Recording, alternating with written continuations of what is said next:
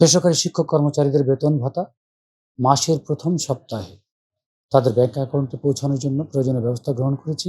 বর্তমানে যে কোনো সেবার জন্য ডিজির কাছে অনেক ক্ষেত্রে আসতে হয় না।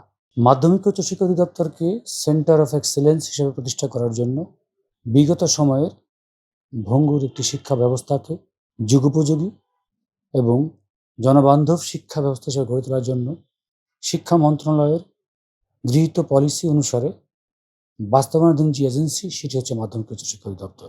In the heart of the city rises a destination built for greatness. International Convention City, Bosundhara.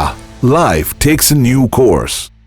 আমরা অধিদপ্তরের মাধ্যমে ইতিমধ্যেই বর্তমান গণতান্ত্রিক সরকারের 6 মাসে আমরা বেশ কিছু উদ্যোগ নিয়েছি যাতে বর্তমান গণতান্ত্রিক সরকারের নির্বাচনী ইশতেহারসমূহ বাস্তবায়ন হয়, পাশাপাশি জনগণের সেবা তাদের কাঙ্ক্ষিত জায়গায় পৌঁছে যায়।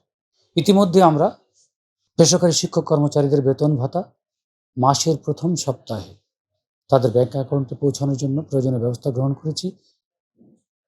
তারা কোনো রকম ঝামেলা বা তদবির ছাড়াই যার যার নিজস্ব অ্যাকাউন্টে প্রতি মাসে বেতন ভাতা পেয়ে যাচ্ছেন।